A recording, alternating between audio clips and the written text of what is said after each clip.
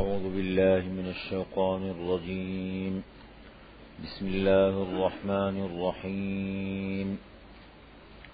الحمد لله رب العالمين الرحمن الرحيم مالك يوم الدين إياك نعبد وإياك نستعين اهدنا الصراط المستقيم صراط الذين أنعمت عليهم غير المغضوب عليهم ولا الضالين.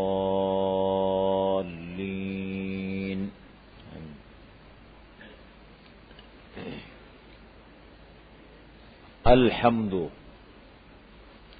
تمام تعریفیں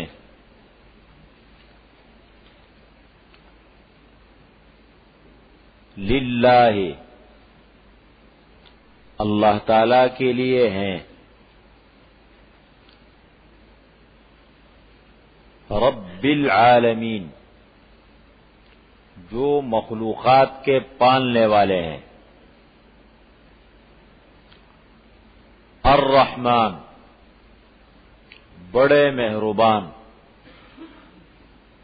الرحیم، نہایت رحم والے ہیں، مالک یوم الدین، بدلے کے دن کے مالک ہیں، بدلے کے دن کے مالک۔ ایاک نعبد، اے اللہ ہم تیری ہی عبادت کرتے ہیں، وَإِيَّاكَ نَسْتَعِينُ، اور تجھی سے مدد مانگتے ہیں، اهدنا الصراط المستقیم، چلا ہمیں سیدھے راستے پر، صراط الذین انعمت علیہم، راستہ ان لوگوں کا جن پر تو نے انعام فرمایا ہے، غیر المغضوب علیہم ولا الضالین، نہ ان لوگوں کا راستہ جن پر تیرا غصہ اترا، مغضوب علیہم، جن پر تیرا غصہ نازل ہوا، ولا الضالین، نہ ان کا راستہ جو گمراہ ہوئے۔ آمین، اے اللہ قبول فرما۔ یہ سورہ فاتحہ ہے، 7 آیات ہیں۔ اللہ تعالیٰ فرماتے ہیں کہ یہ سورہ فاتحہ میرے اور بندے کے درمیان تقسیم ہے، آدھا آدھا ہے، اور میرا بندہ جو بھی مجھ سے مانگے گا میں اس کو دوں گا۔ پہلی آیت جب بندہ پڑھتا ہے الحمدللہ رب العالمین، پہلی آیت کی تلاوت کرتا ہے تو اللہ تعالیٰ فرماتا ہے کہ حمدنی عبدی، میرے بندے نے میری حمد بیان کی۔ جب بندہ دوسری آیت پڑھتا ہے الرحمن الرحیم تو اللہ تعالیٰ فرماتے ہیں اثنا علی عبدی، میرے بندے نے میری ثنا بیان کی۔ جب بندہ کہتا ہے مالک یوم الدین تو اللہ تعالیٰ فرماتے ہیں مجدنی عبدی، میرے بندے نے میری بزرگی بیان کی۔ جب بندہ کہتا ہے ایاک نعبد وَإِيَّاكَ نَسْتَعِينُ تو اللہ تعالیٰ فرماتے ہیں یہ میرے اور بندے کے درمیان آدھا آدھا ہے، کچھ حصہ بندے کا ہے کچھ میرا ہے، وہ میری بندگی عبادت کرتا ہے، مجھ سے مدد مانگتا ہے، اب جو وہ مانگے گا میں دوں گا۔ پھر جب آگے بندہ اپنی درخواست رکھتا ہے اهدنا الصراط المستقیم صراط الذین انعمت علیہم غیر المغضوب علیہم ولا الضالین، تو اللہ تعالیٰ فرماتے ہیں یہ میرے بندے کے لیے ہے، بندہ جو مانگے گا میں دوں گا، جو مانگے گا میں دوں گا۔ یہ سورہ فاتحہ۔ اب اس کو سمجھنا ہے، قرآن غور و فکر کے لیے ہے، میں تھوڑی سی تشریح اس لیے کرتا ہوں تاکہ آہستہ آہستہ آپ کا ذہن بننا شروع ہو جائے۔ پہلا لفظ ہے الحمد. حمد کے معنی ہے تعریف. اس کے شروع میں الف لام لگا دیا. عربی گرامر کا اصول ہے، قرآن حدیث کو سمجھنے کے لیے بہت سارے علوم چاہیے. ان میں سے ایک گرامر ہے، صرف نحو کہتے ہیں اس کو، عربی گرامر، اور ایک عربی لینگویج ہے. یہ دو الگ الگ چیزیں. عربی زبان عربی گرامر کے بغیر نہیں آتی. اب آپ کو تھوڑا تھوڑا اندازہ ہوگا. الف لام کے دو کام ہوتے ہیں عربی گرامر میں. ایک تو یہ معرفہ بنا دیتے ہیں لفظ کو، نکیرہ. حمد کے معنی تعریف. تعریف الحمد خاص قسم کی تعریف، اچھی تعریف. رجل آدمی، الرجل خاص آدمی ذہن میں ہے.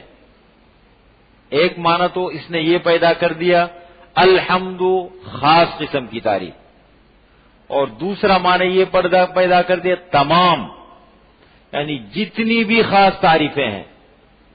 الف لام نے یہ دو معنی پیدا کر دیے.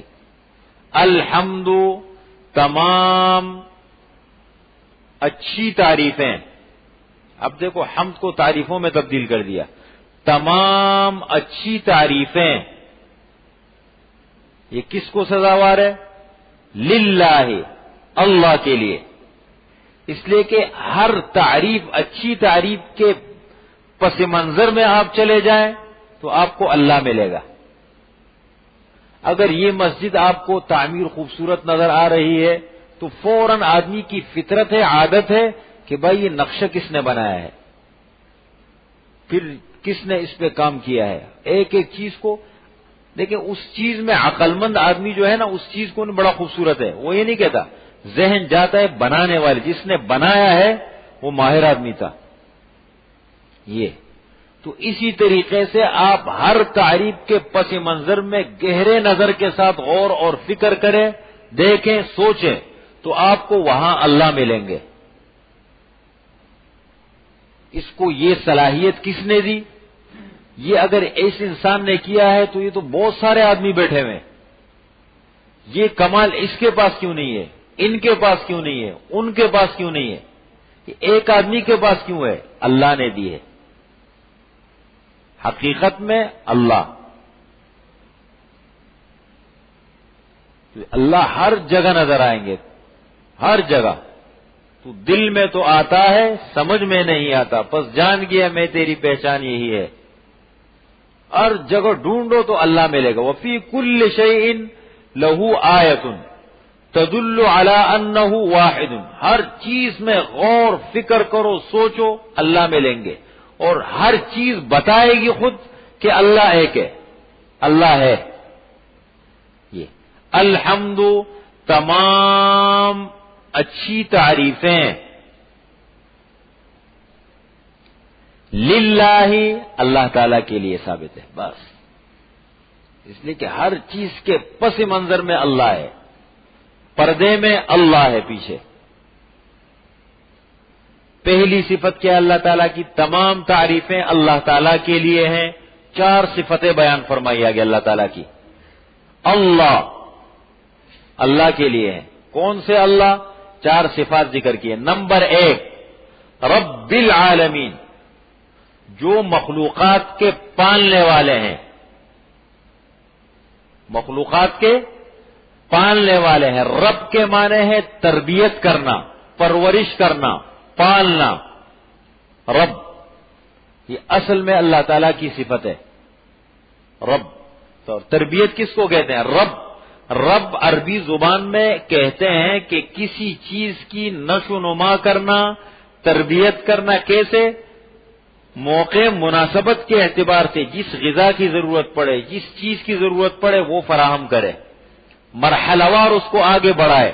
مربی اس کو کہتے ہیں. مربی تربیت کرنے والا. کہتے ہیں نا فلاں میرا مربی ہے. تو اللہ تعالیٰ رب حقیقی ہے. اصل حقیقی پالنے والے اللہ ہے. کس نے بچے کو یہ سب کچھ سکھایا؟ تربیت کی. ماں کے پیٹ سے لے کر اور جوانی تک پھر مرنے تک اس کی پوری رہنمائی فرمائی.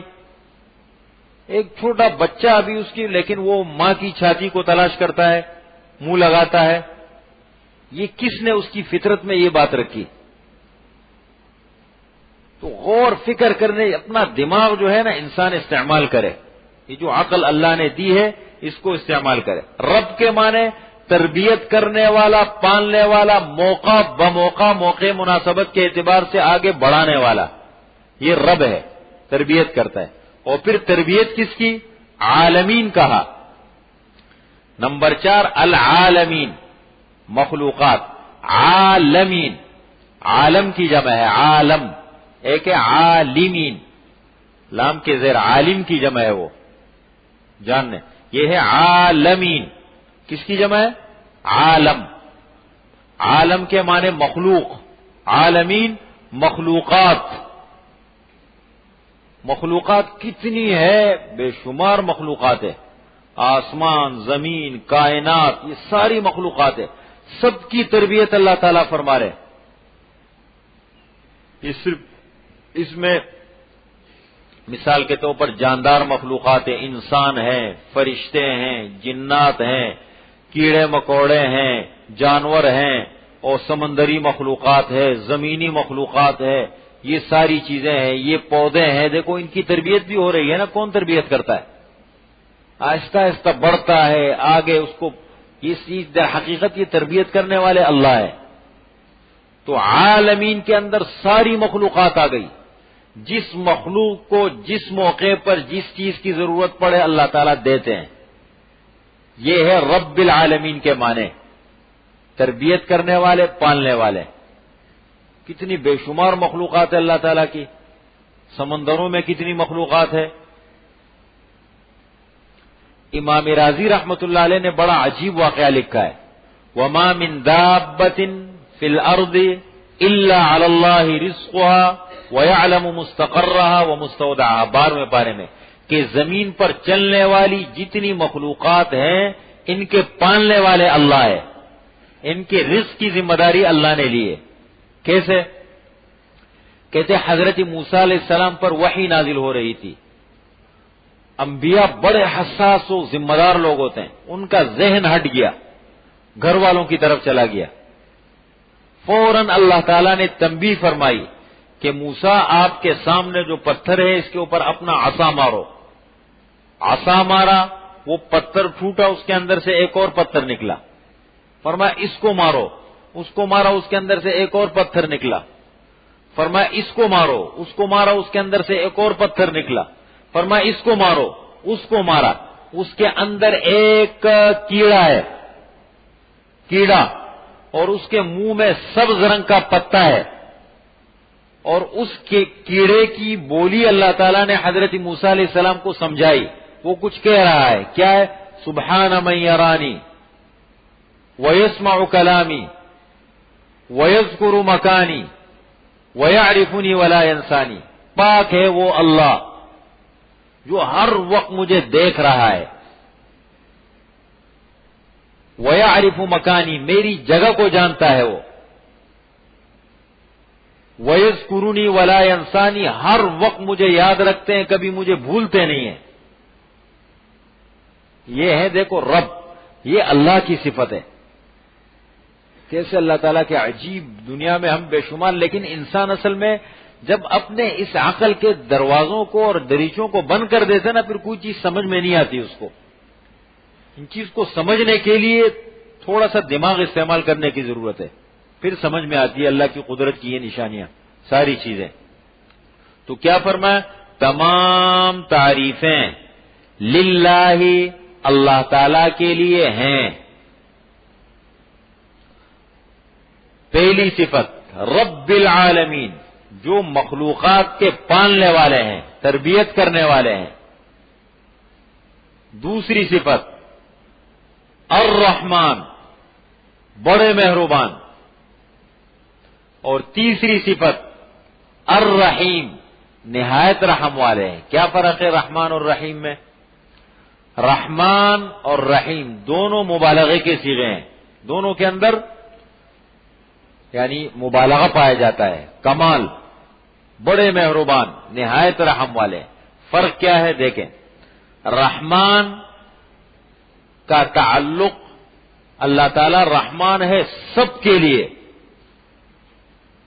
رحمان عام ہے، رحیم خاص ہے۔ رحمان سب کے لیے ہے، سب کے لیے رحمان ہے۔ کافروں کو بھی دیکھو اللہ تعالیٰ دے رہے، امریکہ کو دیکھو اللہ نے نوازا ہے، یورپ کو دیکھو، باقی کو دیکھو، اللہ تعالیٰ دیتے ہیں۔ کافر ہے، مسلمان ہے، نافرمان ہے، متقی پرہیزگار ہے، سب کو اللہ تعالیٰ دے رہے ہیں، کوئی فرق نہیں رکھا۔ جو جتنی زیادہ محنت کرتا ہے کمانے کے، اللہ تعالیٰ فرماتے لے لو، من کان یرید حرث الآخرۃ نزد لہ فی حرثہ، دنیا کی کھیتی کے لیے جتنی کوشش محنت کرتا ہے اللہ تعالیٰ ہم کے بڑھاتے ہیں، دیتے ہیں، کسی کو منع نہیں فرمایا، کسی کو محروم نہیں رکھا، دیتے ہیں۔ لیکن رحمان سب کے لیے ہے اللہ تعالیٰ، مسلمان، کافر، فاسق، فاجر، متقی، پرہیزگار، سب کے لیے۔ رحیم صرف مسلمانوں کے لیے، آخرت میں صرف مسلمانوں کو دیں گے، اپنے نیک بندوں کو دیں گے۔ یا بالفاظ دیگر یوں سمجھ لے، رحمان کا تعلق دنیا آخرت دونوں کے ساتھ ہے، لیکن رحیم صرف آخرت کے ساتھ ہے۔ کہتے ہیں نا عربی، جب امام صاحب حرم میں دعا کر رہے یا رحمان الدنیا و رحیم الآخرہ، آپ کبھی غور کریں، وہ یا رحمان الدنیا و رحیم الآخرہ، اے دنیا کے رحمان اور آخرت کے رحیم۔ تو اللہ تعالیٰ رحیم ہے، صرف آخرت میں نیک بندوں کو نوازیں گے، بس ختم، جنت والوں کو نوازیں گے، جہنم والوں کو نہیں۔ لیکن یہاں دنیا میں اللہ تعالیٰ نے اپنی رحمت کو عام رکھا ہے، تو رحمان کا لفظ عام ہے، سب کو شامل ہے، رحیم یہ خاص ہے۔ نمبر 3، مالک یوم الدین، بدلے کے دن کے مالک، چوتھی صفت ہو گئی، بدلے کے دن کے مالک۔ مالک تو اب بھی اللہ ہے، ابھی بھی اللہ ہے، جب چاہے اللہ تعالیٰ کسی کو جو ہے زمین الٹ دے گئے، واپس جاؤ، بس کرو، بہت کر لیا تم نے۔ جب چاہے اللہ تعالیٰ اتار کے نیچے زمین پہ، تخت سے نیچے زمین پہ لیا ہے، کوئی مشکل نہیں اللہ تعالیٰ کے لیے۔ انسان جتنا اپنے آپ کو مضبوط کرتا ہے، جب سارے اس کا ذہن بن جاتا ہے کہ دیکھیں اب تو سارے جو رکاوٹیں تھیں وہ ختم ہو گئی، سارے راستے مشکلات ختم ہو گئی، اللہ تعالیٰ فرماتے ابھی میں دکھاتا ہوں، پھر اللہ تعالیٰ اتار دیتا، وہ ہم و گمان میں بھی نہیں ہوتا۔ آپ دنیا کی تاریخ کو پڑھیں، قرآن کریم کے واقعات کو دیکھیں، آپ وہ بڑی بڑی قومیں، متمدن قومیں، بڑے بڑے لوگ، کیسے اللہ تعالیٰ نے ایک دم اتار دیا۔ قوم فرعون کے وہم و گمان میں تھا کہ لاکھوں سمیت، فوج سمیت وہ سمندر میں چلا جائے گا، اور پوری حکومت اس کی چند گھنٹوں میں ملیامٹ ہو جائے گی۔ یہ ہے نا اللہ تعالیٰ جب دکھانے، تو مالک تو اللہ تعالیٰ اب بھی ہے، اللہ دکھاتے ہیں۔ بڑے عجیب و غریب قسم کے واقعات ہمارے پاس، عجیب عجیب واقعات، ایسے بڑے سیٹ ہیں، بہت بڑے آدمی ہے، اور چھوٹی چھوٹی باتوں پہ بہت زیادہ، کبھی غلط بات، ایک اچانک انتقال ہو گیا، اولاد جو ہے وہ بالکل دوسروں کے رحم و کرم پہ چلی گئی۔ یہ تو اللہ تعالیٰ دکھاتے ہیں، بڑا عجیب۔ حضرت عزرائیل علیہ السلام سے اللہ تعالیٰ نے پوچھا، کہتے ہیں کہ آپ نے اتنی مخلوقات کی روح قبض کی ہے، کبھی کسی پر رحم آیا ہے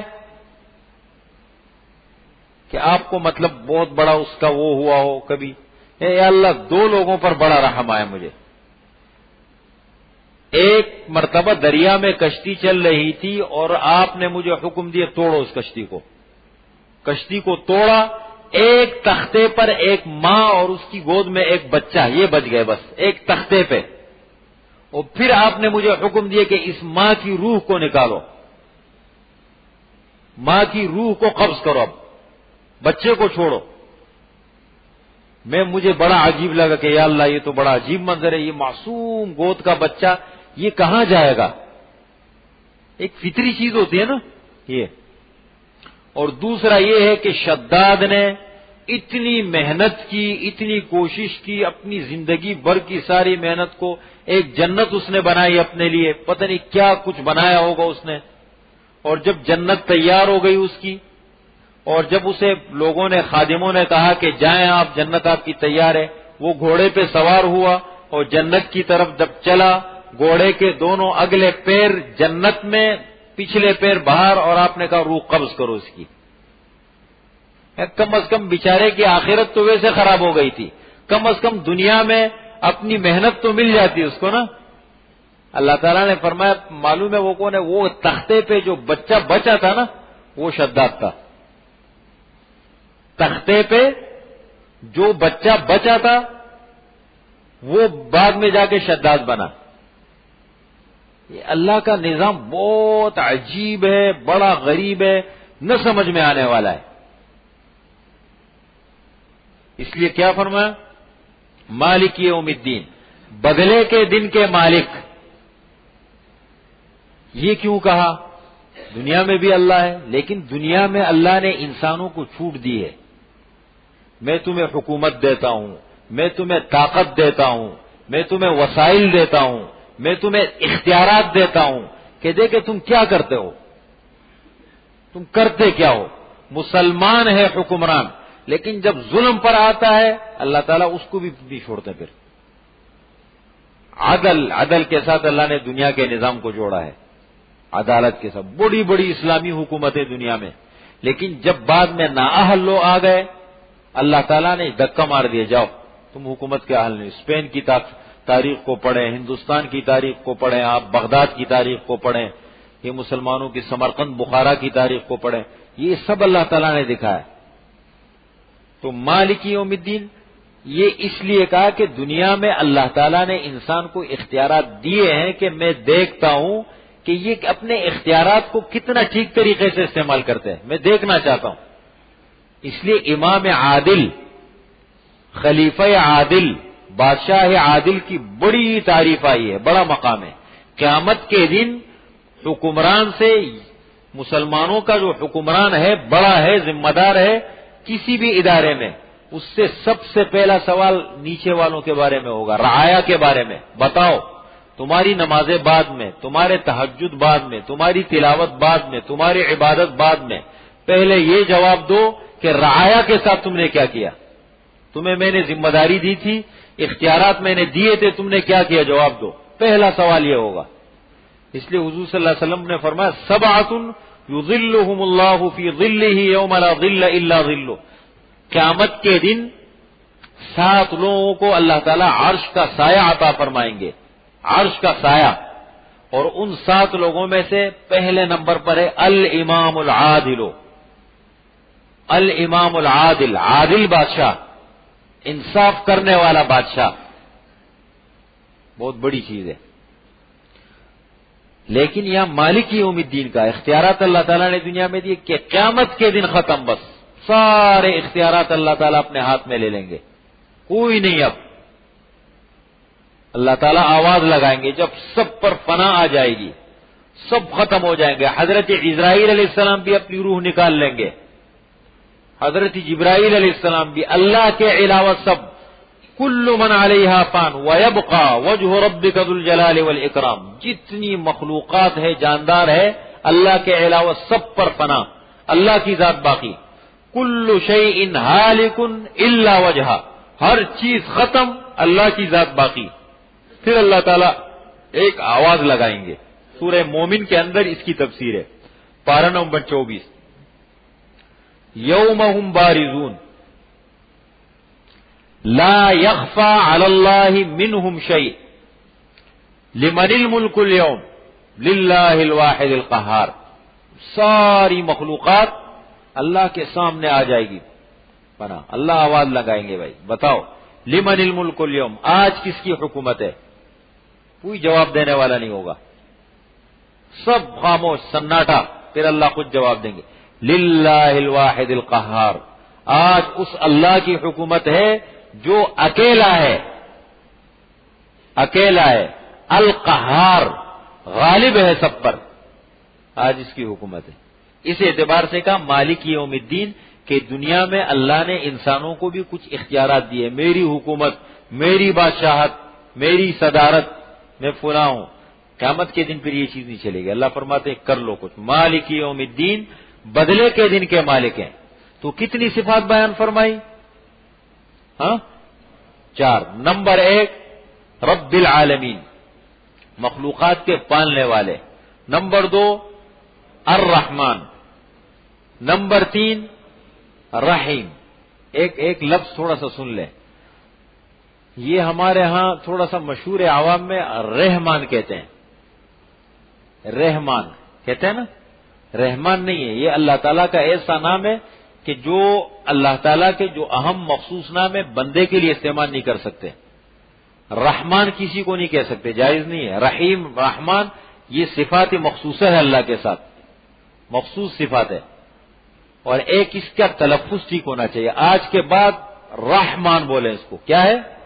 را کے اوپر زبر ہے، رحمان. اور ایک کہتے ہیں حضور صلی اللہ علیہ وسلم کے نام کو بھی غلط پڑھتے ہیں. کیا؟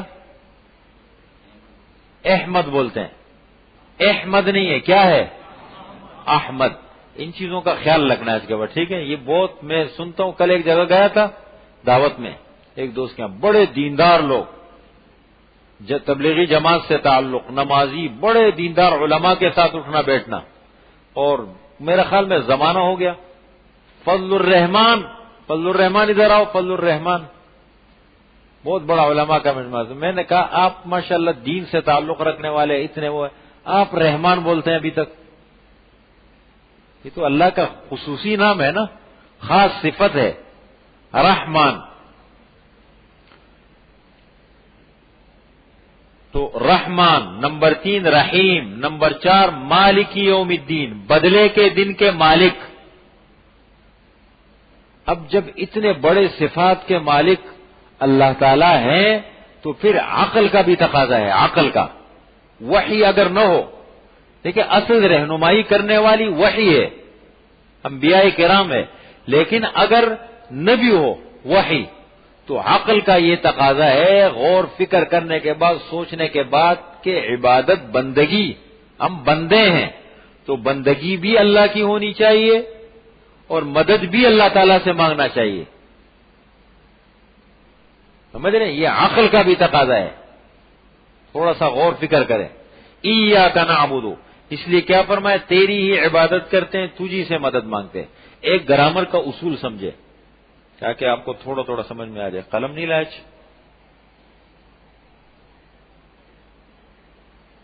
دیکھیں بڑا آسان ہے. ایاک کو پہلے لائے دونوں جگہ میں، ایاک، پھر کہا نعبد، و ایاک پھر کیا کہا؟ نستعین. تو نعبد اور نستعین کو بعد میں لایا اور ایاک کو کیا لگایا؟ پہلے لگایا. حالانکہ عربی گرامر کے اصول یہ نہیں ہے. عربی گرامر کے اصول یہ ہے کہ فعل پہلے ہوتا ہے، بعد میں فاعل اور مفعول ہوتے ہیں. تو ایاک یہ مفعول ہے، ایاک مفعول ہے، اس کو اصول کے مطابق بعد میں ہونا چاہیے، لیکن اللہ تعالیٰ نے اس کا استعمال پہلے کیا ہے فعل سے. یہ جب اگر ایسا ہو جائے تو اس کا مطلب یہ ہے، اس کے اندر حصر کا معنی اگر کہیں ذہن جاتا تھا اس کو اللہ تعالیٰ نے روک دیا کہ نہیں، اب ذہن نہیں جانا چاہیے. نعبد ایاک، نستعین ایاک، اس کا مطلب یہ بنتا ہم تیری عبادت کرتے ہیں، تجھ سے مدد مانگتے ہیں. یہ ترجمہ بنتا. پھر یہ اللہ تعالیٰ نے کیا کر دیا؟ پابند، بس ختم. اس پہ ایسا ٹپا لگا دیا کہ اب بالکل ذہن جائے نہیں. ایاک نعبد، تیری ہی عبادت کرتے ہیں. یہ صرف ایاک کو مقدم کرنے کی وجہ سے، ایاک کو پہلے لانے کی وجہ سے یہ معنی آ گیا اے اللہ. یہ ترجمہ یوں لکھا کرے، اگر آپ کو کبھی لکھنا ہو نا بریکٹ میں، اس کے لکھنے کا اصول بھی سمجھے. دیکھیں مثال کے طور پر یہ ہے، یہ ساتھیوں کو یہ بھی سمجھانا چاہیے. یہ ہے نا ایاک نعبد، یہ اب ترجمہ ہم لکھتے مثال کے طور پر، آپ کے پاس جو قرآن ہے، تو اس کو بریکٹ میں یوں لکھ کے اے اللہ. بریکٹ میں جو ہوتا ہے نا، بریکٹ میں جو ہوتا ہے وہ مضمون الفاظ کا حصہ نہیں ہوتا، اس کی وضاحت ہوتی ہے. اے اللہ تیری ہی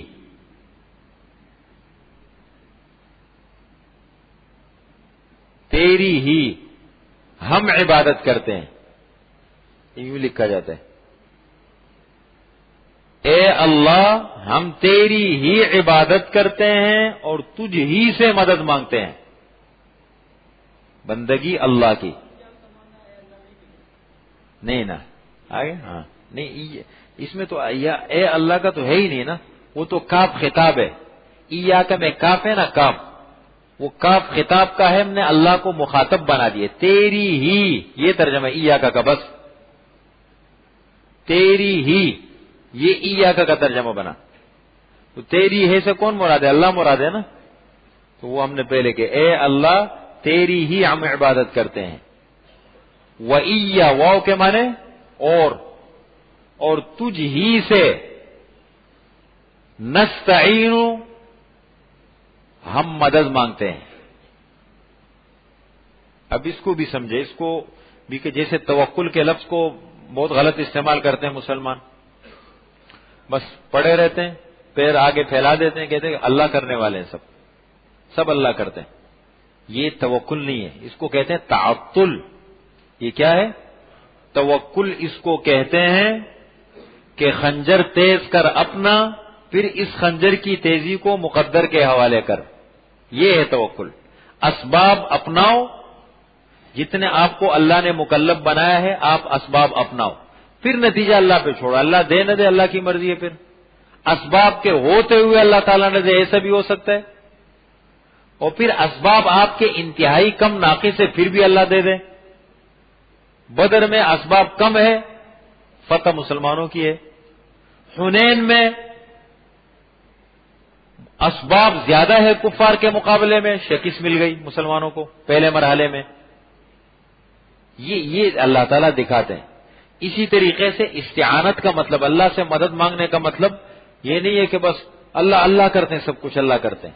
اللہ کا مطلب یہ آپ کو جتنا اللہ تعالیٰ نے اختیار دیا ہے، آپ کو طاقت دی ہے، آپ اپنی محنت جاری رکھیں، اپنی کوشش جاری رکھیں. جتنا آپ کے بس میں ہے، آپ کی طاقت میں ہے، آپ کے اختیار میں ہے، وہ آپ کر لیں، باقی اللہ تعالیٰ پہ چھوڑیں.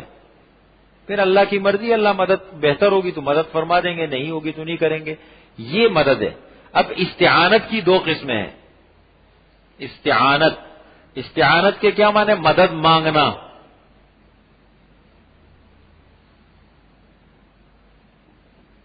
استعانت دو قسمیں ہیں.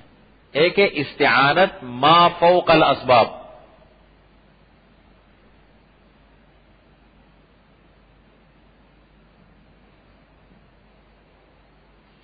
ایک ہے استعانت ما تحت الاسباب.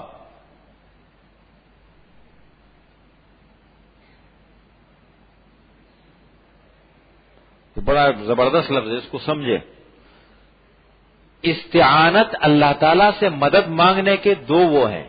ایک ہے ما فوق الاسباب، اسباب سے بالاتر ہو کر، بیچ میں سبب نہ ہو. بخشش، صحت، عزت،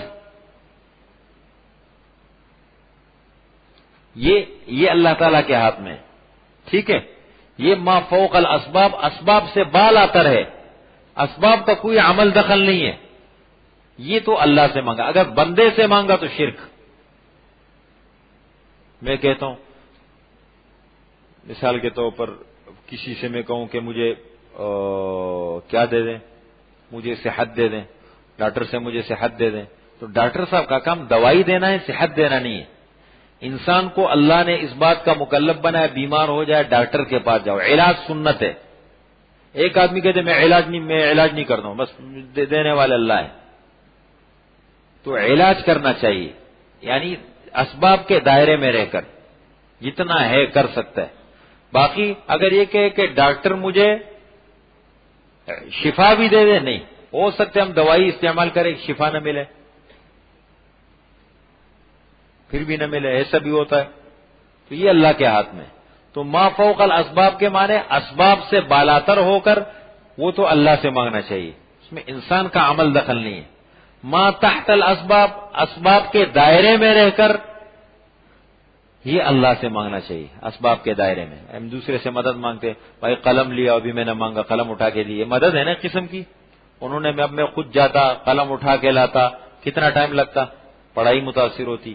یا اسی طریقے سے میں کہوں بھائی پانی پلا دو، کھانا کھلا دو، فلاں چیز لا کے دے دو، جو انسانوں کے اپنے اختیار میں. دنیا کا نظام اللہ تعالیٰ نے اسباب کے تحت چلایا ہے. دنیا کا جتنا نظام ہے نا، انسان کا محتاج ہے. غریب کو امیر کا محتاج بنایا، امیر کو غریب کا محتاج بنایا. ہر ایک دوسرے کے محتاج ہے. اللہ تعالیٰ نے یہ نظام چلایا ہے، یہ اللہ تعالیٰ. تو اسباب کے دائرے میں رہ کر کے ایک دوسرے سے مدد ہم مانگتے ہیں، میرا یہ کام کر دو، میرا یہ کام، بھائی آپ یہ کام کر لو جاؤ. یہ اسباب کے دائرے میں ہوتا ہے. استعانت ما تحت الاسباب ہے. اس کا اگر کوئی انکار کرے گا کہ اس کے بغیر، تو یہ کفر کے درجے میں آ جاتا ہے. معلوم ہے آپ کو؟ اسباب پر اعتماد کرنا یہ شرک ہے. یعنی ما تحت الاسباب کی بات کر رہا ہوں. اسباب پر اعتماد کرنا کہ سبب ہے تو میرا کام بنے گا، یہ شرک ہے. اور اسباب کا انکار کرنا یہ کفر ہے. اسباب کا انکار کرنا کفر ہے اور اسباب پر اعتماد کرنا شرک ہے. بڑے عجیب بات ہے، سنیں. اسباب پر اعتماد کرنا کہ سبب ہے تو میرا کام بنے گا، نہیں ہے تو نہیں بنے گا، یہ شرک ہے. اسباب کے ہوتے ہوئے کام نہ ہو جائے، لیکن ہمیں اللہ نے مکلف بنایا، کرو بس، اعتماد مت کرو. اور اسباب کا انکار کرنا یہ کیا ہے؟ کفر ہے. حضرت ابراہیم علیہ السلام نے چھری لی، تیز، اپنے بیٹے کو لٹایا. حضرت اسماعیل علیہ السلام کے گلے پہ چھری پھیری، کچھ ہوا؟ اسباب ہے، سب کچھ ہے، کام نہیں کیا. یہ اللہ تعالیٰ دکھاتے ہیں. تو یہ بھی نہیں کہ اسباب کا انکار ہم کر دیں. یہ جو ہمارے ہاں بسا اوقات جذبہ چڑھ جاتے ہیں نا اسباب کا انکار کر، یہ غلط ہے. دین کا مزاج نہیں ہے،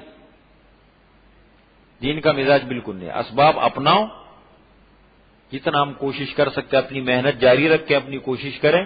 اسباب، لیکن یہ بالکل یہ کرنا کہ سبب ہے. باقی میں یہ کام کر رہا ہوں، میں تفسیر پڑھاتا ہوں، تیاری کرتا ہوں، سارے اس کے جو لوازمات ہیں وہ میں پورے کرتا ہوں.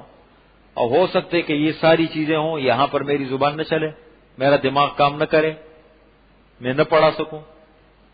میں اپنی تیاری پوری کر لیتا ہوں، بہتر سے بہتر انداز میں سوچتا ہوں کہ اللہ کا کلام لوگوں کے سمجھ میں آ جائے، قرآن کے ساتھ تعلق قائم ہو جائے. اب یہ میرے اختیار میں، باقی پھر کرنے والے اللہ. یہ ہے استعانت ما فوق الاسباب ما تحت الاسباب کا. اس کو سمجھے. ایاک نعبد، اے اللہ ہم تیری ہی عبادت کرتے ہیں، وایاک نستعین، اور تجھی سے مدد مانگتے ہیں. اب آگے بندے کی درخواست آ گئی.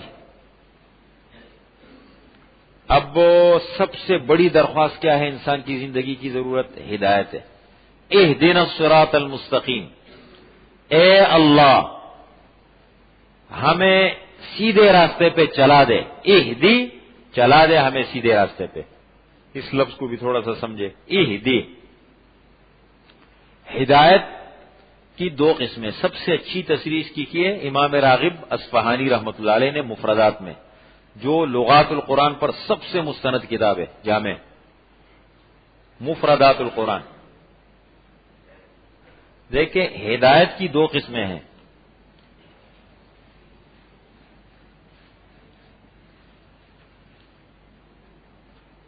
ایک ہے ایراءۃ الطریق، آپ اردو میں لکھنا چاہیں تو اردو میں لکھ لیں، ایراءۃ الطریق. اور ایک ہے ایصال الی المطلوب.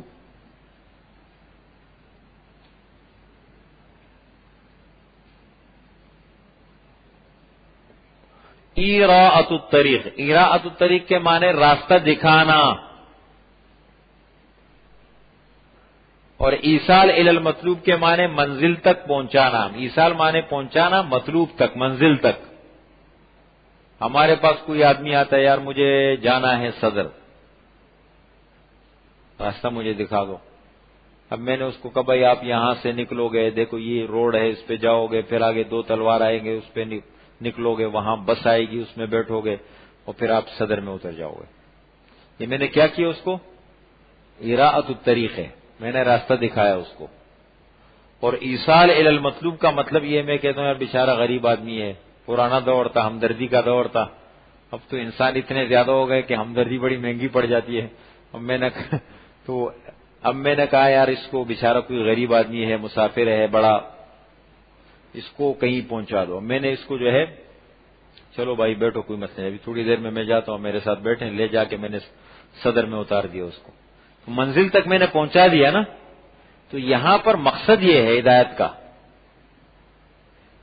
اے اللہ ہمیں سیدھے راستے پہ چلا دے، دکھائے نہیں، ہمیں اس سیدھے راستے تک پہنچا کے اس پہ چلا دے، یہ مطلب ہوتا ہے اس کا۔ ورنہ دیانند سرسوتی جو ہے وہ یہ اعتراض کرتا ہے، اس نے ستیارت پرکاش نامی کتاب لکھی، اس کا باب نمبر 14 ہے، قرآن کریم پہ اعتراضات کرتا ہے۔ مولانا قاسم نانوتوی صاحب نے 3 کتابیں لکھی اس کے جواب میں، حجت الاسلام، انتصار الاسلام اور قبلہ نما، اس میں جوابات دیے اس کے کہ اس سے مراد ہے ایصال الی المطلوب۔ امام راغب اصفہانی رحمۃ اللہ علیہ جنہوں نے قرآن کریم کی سب سے مستند لغات لکھی ہے، ڈکشنری کی کتاب، اس پہ لغات الفاظ کی، اس میں انہوں نے یہی لکھا ہے کہ اس سے مراد ایصال الی المطلوب ہے۔ پھر ہدایت کے 3 درجات ہیں، یہ تو ہدایت کا معنی ہو گیا۔ ہدایت کی بات جو ہم کرتے ہیں، ہدایت کے 3 درجے ہیں، قرآن نے ذکر کیے۔ ایک عام، پہلا درجہ کیا ہے؟ عام۔ دوسرا درجہ ہے خاص، تیسرا درجہ ہے اخص۔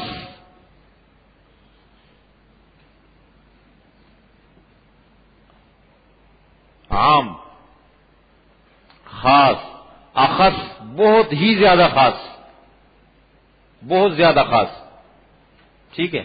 عام درجہ کیا ہے؟ اللہ تعالیٰ نے جتنی بھی مخلوقات بنائی ہے ہر ایک کی رہنمائی اللہ تعالیٰ فرماتے ہیں۔ ہدایت کے معنی رہنمائی، ہدایت جس کو ہم کہتے ہیں نا اردو میں، اس کو کہتے ہیں رہنمائی، اس کی رہنمائی کرنا، اگر آگے وہ بڑھنا چاہتا ہے تو اس کی رہنمائی کرنا، رہنمائی کو ہدایت کہتے ہیں۔ ساری مخلوقات کی اللہ تعالیٰ رہنمائی فرماتے ہیں۔ وَإِن مِّن شَيْءٍ إِلَّا يُسَبِّحُ، دیکھیں ہر مخلوق میں اللہ تعالیٰ نے کوئی نہ کوئی ان کے اس کے مطابق شعور رکھا ہے۔ وَإِن مِّن شَيْءٍ إِلَّا يُسَبِّحُ بِحَمْدِهِ وَلَٰكِن لَّا تَفْقَهُونَ تَسْبِيحَهُمْ، کوئی بھی مخلوق نہیں ہے کائنات میں مگر وہ اللہ تعالیٰ کی تسبیح بیان کرتی ہے، لیکن تم نہیں سمجھتے ان کی تسبیح کو۔ الم ترى ان اللہ یسبح له من فی السماوات والارض والطیر الصافات کل قد علم صلاته وتسبیحہ واللہ علیم بما یفعلون، کیا تو نے نہیں دیکھا؟ الم ترى، کیا تو نے نہیں دیکھا یعنی تو نے نہیں جانا؟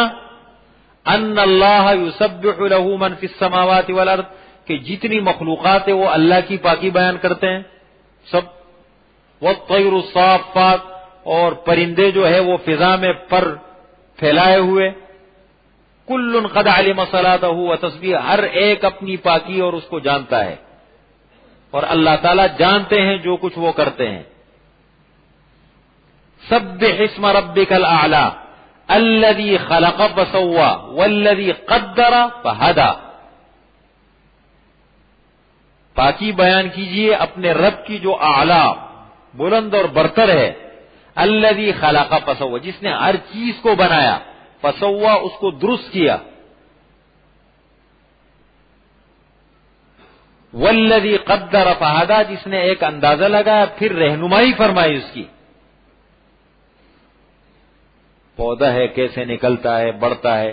تو یہ عام درجہ ہے. یہ رہنمائی ہدایت تو اللہ نے ہر کسی کی فرمائی ہے.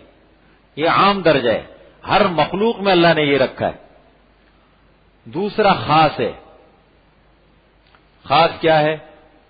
اس سے مراد ہے انسان, کوئی بھی عام انسان ہو, اللہ تعالیٰ نے پیدا کیا, رہنمائی فرمائی.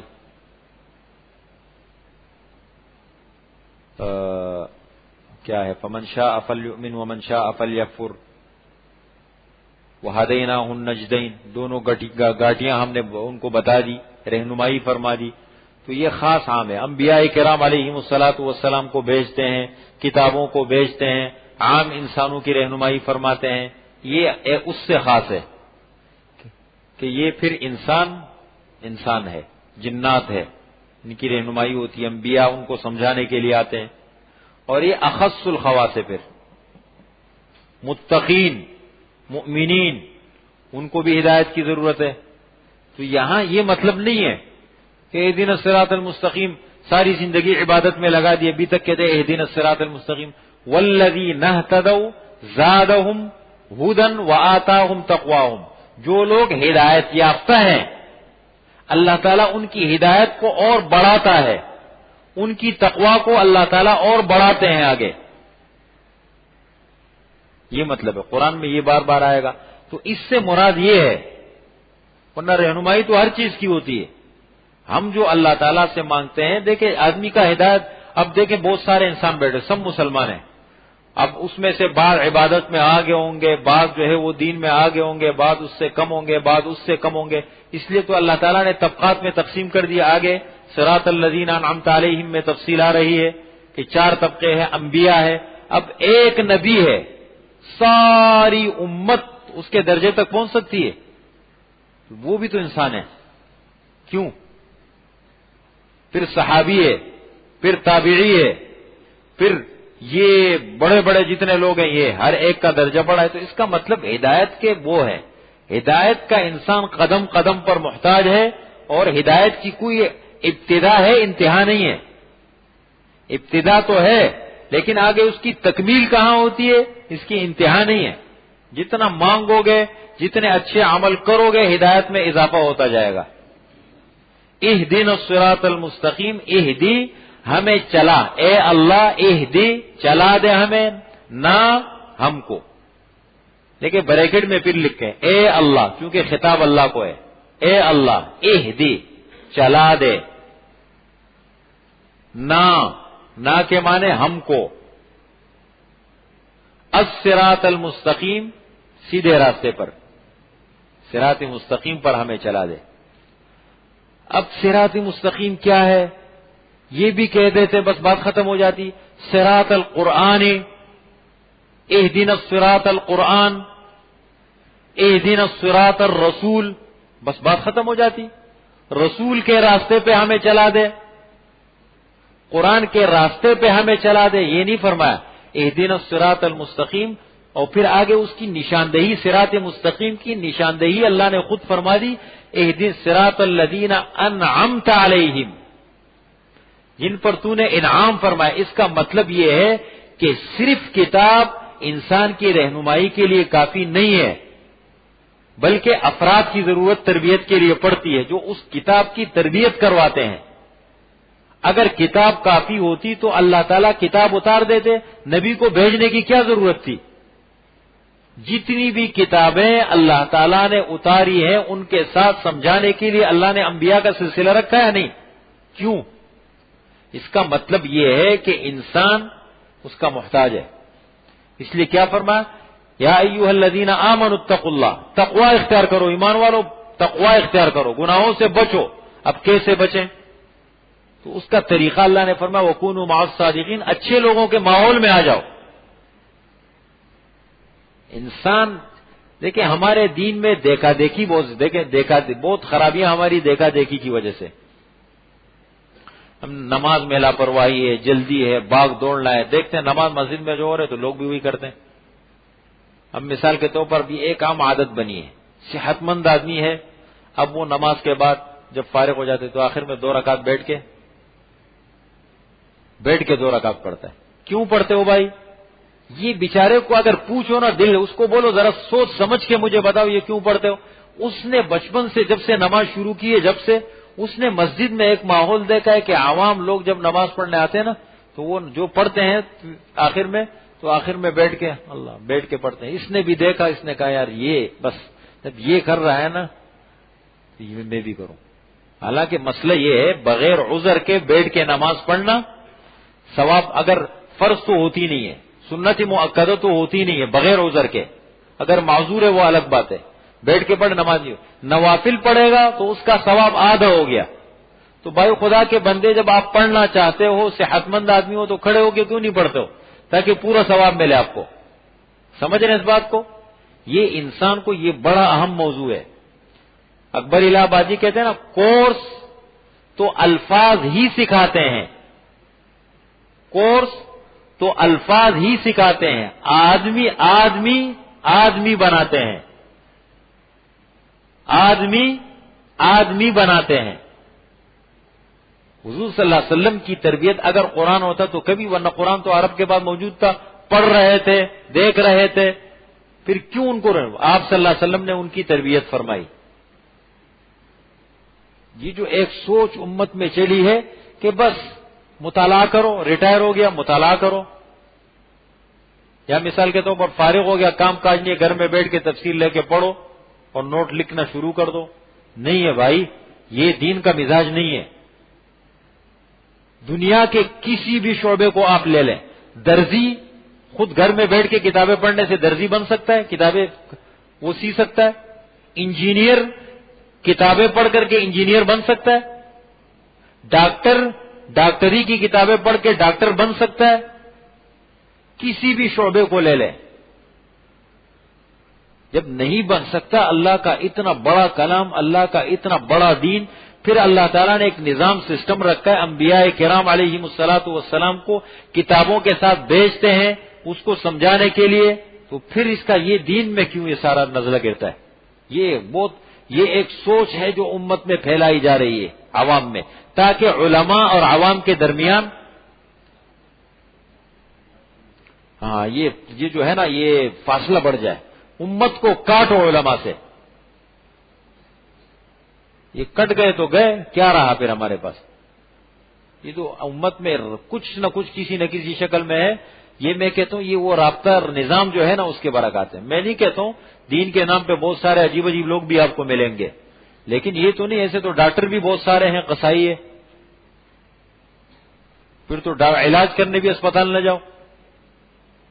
یہ تھوڑا انصاف کی نگاہ سے ہم دیکھیں اور تھوڑا سا غور و فکر کریں ان چیزوں پہ.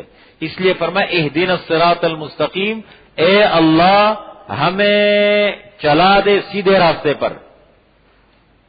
کون سا سیدھا؟ صراط الذین انعمت علیہم، راستہ ان لوگوں کا جن پر تو نے انعام فرمایا ہے. پھر آگے اس میں 2 قسم کے لوگ ہوتے ہیں. دیکھیں، ایک مثبت پہلو بھی ہوتا ہے، منفی پہلو بھی ہوتا ہے. مثبت منفی اللہ تعالیٰ نے وہ بھی ساتھ ذکر کر دیا. مثبت پہلو یہ انعمت علیہم، جن پر تو نے انعام کیا ہے. منفی پہلو یہ غیر المغضوب علیہم ولا الضالین، جن پر تیرا غصہ اترا اور جو گمراہ ہوئے ان کے راستے سے ہمیں بچا دے. یہ اہدنا الصراط المستقیم صراط، اس پر تھوڑی سی وضاحت باقی ہے. وہ 4 طبقے ہیں نا، انبیاء، صدیقین، شہداء، صالحین، یہ کون لوگ ہیں، ان کی رہنمائی. اور غیر المغضوب علیہم سے کون مراد ہے، ولا الضالین سے کون مراد ہے، اس کی تھوڑی سی وضاحت انشاءاللہ کل کریں گے.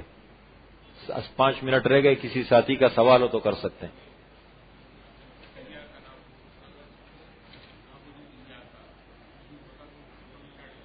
اس کا ہوتا ہم تیری عبادت کرتے ہیں، تیری ہی نہیں، صرف تیری عبادت نہیں. ایاک کو جب پہلے کیا نا تو اس کا معنی بنا صرف تیری عبادت کرتے ہیں، کسی اور کی نہیں. سب کی نفی ہو گئی، سب کو ختم کر دیا، ایک اللہ کو ثابت کر دیا. اور اگر ہم کہتے ہیں نعبد ایاک، ہم تیری عبادت کرتے ہیں، اس کا مطلب کسی اور کی عبادت بھی کی جا سکتی ہے. ہاں، جیسے لوگ بتوں کو پوچھتے ہیں، کوئی کس کو پوچھتا ہے نا. یہ عربی گرامر کے اصول ہے. نکرہ کے معنی رجل، حمد تعریف، کوئی بھی تعریف ہو سکتی ہے، اچھی بری تعریف سب اس میں آ گئی.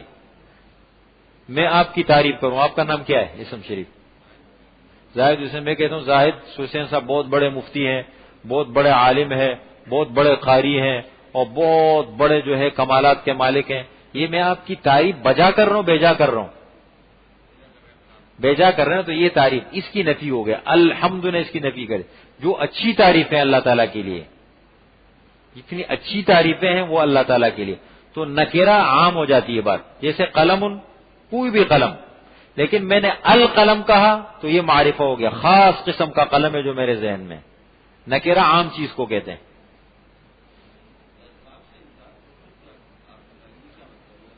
اسباب کا انکار مطلب یہ ہے کہ ایک آدمی اسباب کا انکار کرے. جیسے مثال کے طور پر آپ کاروبار کرتے ہیں، کاروبار کے لیے ظاہر بات ہے آپ کو تعلیم حاصل کرنی ہے. اس کے لیے آپ نے جو ہے وہ کاروبار کو جا کے سیکھنا ہے، سیکھنے کے بعد جا کے دفتر کھولنا ہے، پھر کاروبار کرنا ہے، پھر اس کی پوری ترتیب بنانی ہے، لوگوں سے رابطہ کرنا ہے. میں یہ کام کرتا ہوں، یہ اس کاروبار کے لیے اسباب ہے. آپ کہتے ہیں نہیں، مجھے نہ کسی تعلیم کی ضرورت ہے، نہ مجھے کسی سیکھنے کی ضرورت ہے، نہ مجھے دفتر کھولنے کی ضرورت ہے، بس گھر میں بیٹھو، تعلیم والیم سب چھوڑو، یہ جو اس کے مراحل ہے ساری چیزیں چھوڑو، گھر میں بیٹھو، اللہ دینے والے. اسباب کا انکار کیا آپ نے نا. آپ کو اللہ نے اس بات کا مکلف بنایا ہے آپ بہتر سے بہتر تعلیم کریں، بہتر سے بہتر کاروبار سیکھیں، جائز اور حلال کاروبار معلوم کریں، اور پھر اس کے لیے جو وسائل پورے وہ ہے وہ جا کے کریں، پھر اللہ تعالیٰ پہ چھوڑیں. آپ نے سارے کر دیے، آپ جا کے دفتر میں بیٹھ گئے، اب اللہ پہ چھوڑو، اب اللہ کی مرضی ہے، دے نہ دے. تو ان اسباب کا اگر آپ انکار کریں تو یہ کفر ہو جاتا ہے، کرنا نہیں چاہیے.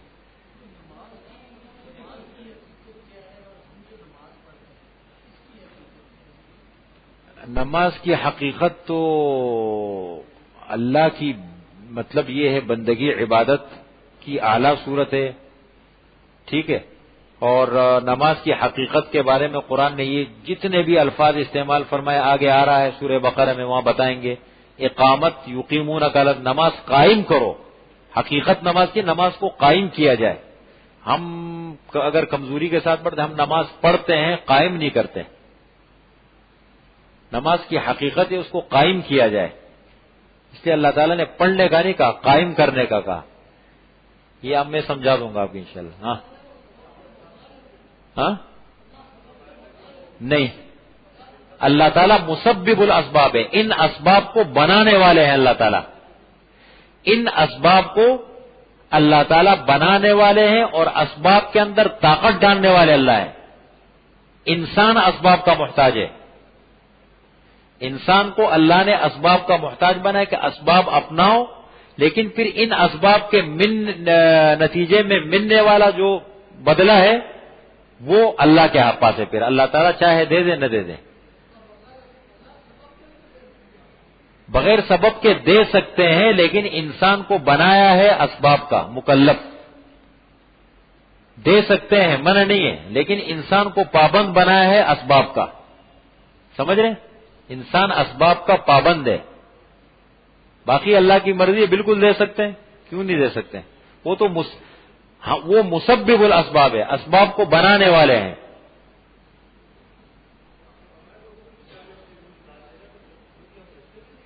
کیا چیز؟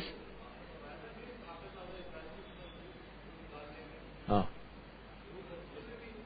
ہاں نا، فرشتے زندہ ہے نا، روح ہے نا، زندہ مخلوق ہے. فرشتے ہیں، جنات ہیں، انسان ہیں، جاندار مخلوقات جتنی بھی ہیں سب میں روح ہے، سب میں روح ہے.